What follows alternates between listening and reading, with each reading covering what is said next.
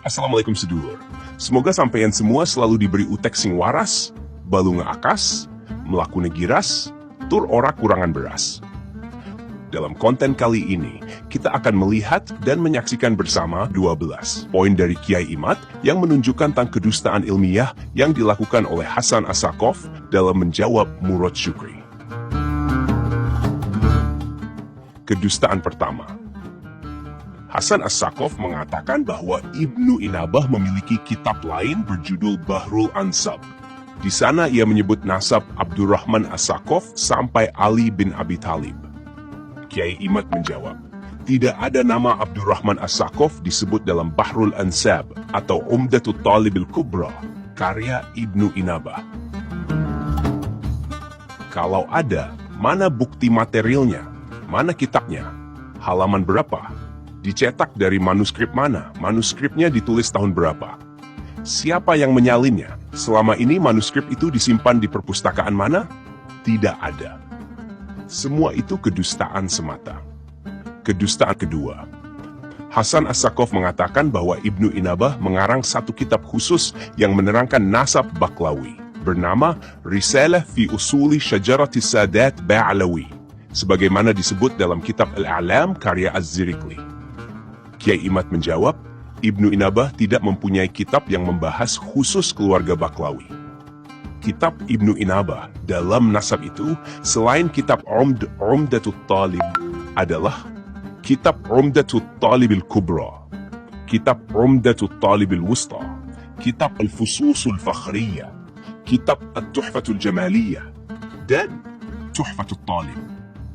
Tidak ada kitab Ibnu Inabah yang ditulis khusus untuk Baklawi.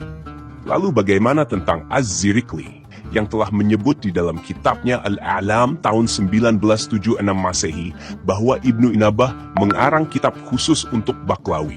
Jelas itu hanya mengutip dari sumber yang salah. Dari mana Kiai Imad bisa mengetahui bahwa Az-Zirikli mengutip dari sumber yang salah? Lihat sendiri dalam kitabnya. Ia mengatakan bahwa kitab Ibnu Inabah yang berisi keluarga Baklawi itu terdapat di sebuah perpustakaan di Tarim. Apa artinya? Artinya, ia mendapatkan berita dari orang Tarim bahwa ada manuskrip karya Ibnu Inabah di Tarim yang khusus menulis tentang keluarga Baklawi. Lalu ditulis oleh Az-Zirikli dalam kitabnya. Mengenai benar atau tidaknya berita itu hal lain. Yang jelas, kalau manuskrip itu ada, Alwi bin Thohir akan menyebutkannya dalam kitabnya Uqud al-Mas. Nyatanya tidak. Kedustaan ketiga. Hasan As-Saqqaf mengatakan bahwa Ibnu Inabah mengarang kitab Umdatut Talib ini pada saat usianya masih 25 tahun. Ia lahir pada tahun 748 Hijriyah dan menulis kitab itu pada tahun 773 Hijriyah. Jadi wajar nasab Baklawi tidak disebutkan karena ia belum luas pengetahuannya tentang nasab. Kemudian setelah bertambah pengetahuannya tentang nasab, ia menulis kitab tentang keluarga Baklawi. Kiai Imad menjawab, ucapan Hasan As-Saqqaf itu tidak sesuai dengan kenyataan yang terdapat dalam manuskrip kitab Umdatut Talib sendiri. Dalam manuskrip kitab tersebut, Al-Ha'iri sebagai penyalin menyebutkan bahwa ia menyalin kitab itu pada tahun 893 Hijriyah. Disalin dari tulisan tangan Ibnu Inabah sendiri yang menulisnya pada tahun 812 Hijriyah. Jadi, ketika menulis kitab, Ibnu Inabah sudah berumur 64 tahun. Kedustaan keempat. Hasan As-Saqqaf mengatakan bahwa kitab Ibnu Inabah itu bukan Al-Quran yang tidak mungkin salah. Jikapun benar Ibnu Inabah tidak menyebutkan nasab Baklawi dan tidak menulis kitab khusus tentang nasab Baklawi, maka yang demikian itu tidak membuat madorot nasab Ba'alwi, karena kitab Ibnu Inabah itu bukan Al-Quran. Kiai Imad menjawab, memang benar kitab Ibnu Inabah itu bukan Al-Quran. Ia adalah kitab nasab yang mencatat nasab para keturunan Nabi Muhammad. Ketika Ahmad bin Isa disebutkan dalam kitab itu dan Ubaid tidak disebut, tentu penyebutan Ubaid dalam kitab setelahnya sangat memberi madorot untuk nasab Ba'alwi, bahwa memang nasab itu palsu. Jadi tidak seperti yang dikatakan Hasan As-Saqqaf, yang katanya walau tidak disebut, itu tidak madorot apa-apa. Kedustaan kelima. Hasan As-Saqqaf mengatakan, Kenapa nasab Ba'alwi tidak disebut dalam kitab Torfatul Ashab, karya Raja Umar bin Rasul? Karena keluarga Ba'alwi mendukung keluarga Ar-Rasyid yang bermusuhan dengan keluarga Ar-Rasul. Buktinya, salah seorang keluarga Ba'alwi yaitu Ali bin Jadid diusir ke India.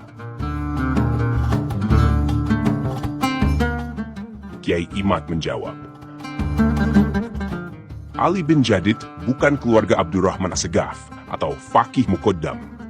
Ia adalah berasal dari keluarga Aba Alwi yang disebut dalam kitab As-Suluk. Ia orang lain, tidak ada kaitannya dengan keluarga Abdurrahman As-Segaf. Lalu diakui sebagai bagian keluarga Abdurrahman As-Segaf. Dan kemudian keluarga Abdurrahman As-Segaf menggunakan nama Ba'alwi setelah mereka mengakui Jadid, leluhur Ali bin Jadid, sebagai adik Alwi bin Ubaid. Dan kemudian keluarga Jadid disebut keturunannya terputus di akhir abad 7 Hijriyah.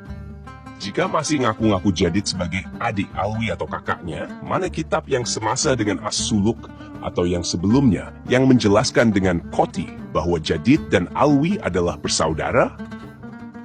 Tidak ada. Kedustaan ke-6.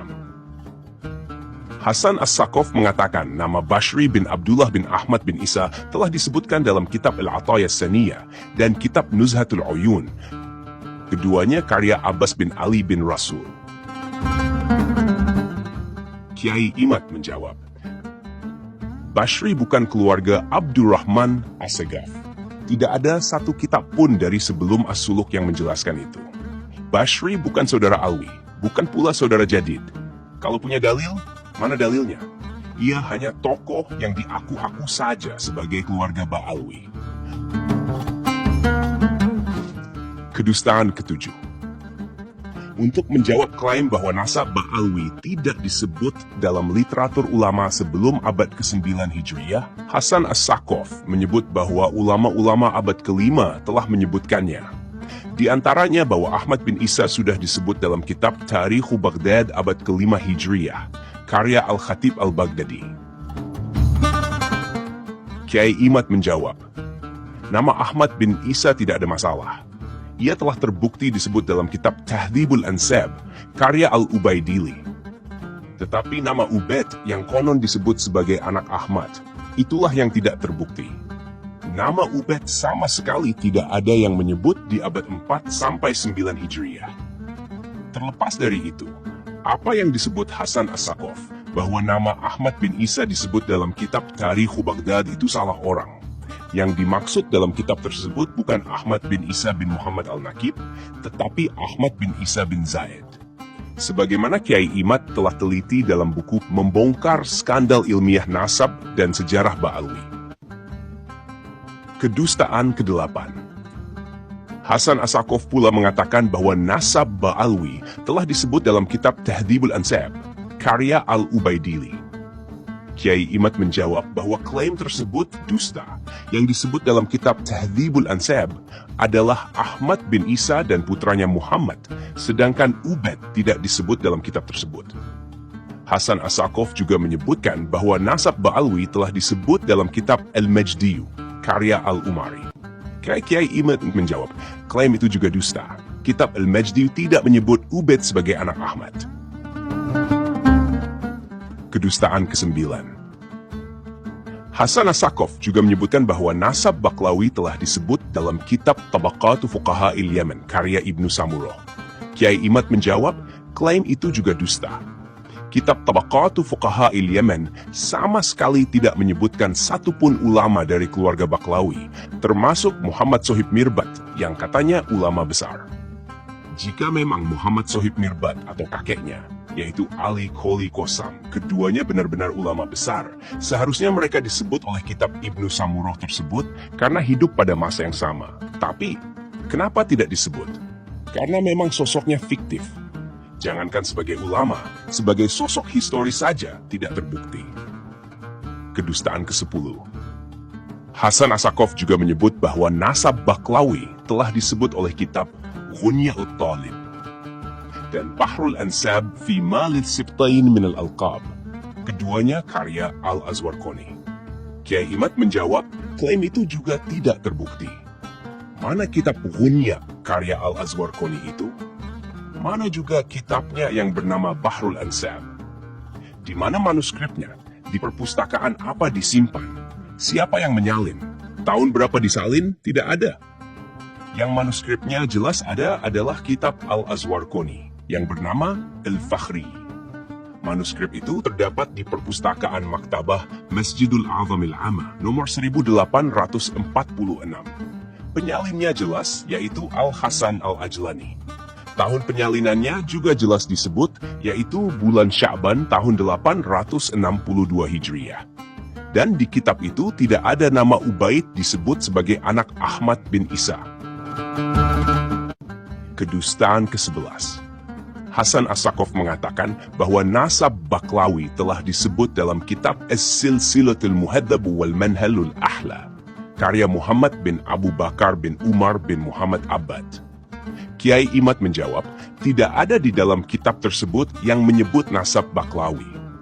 Kitab itu menyebut kisah tentang 41 ulama besar, namun tidak ada satupun nama keluarga Baklawi yang disebutkan.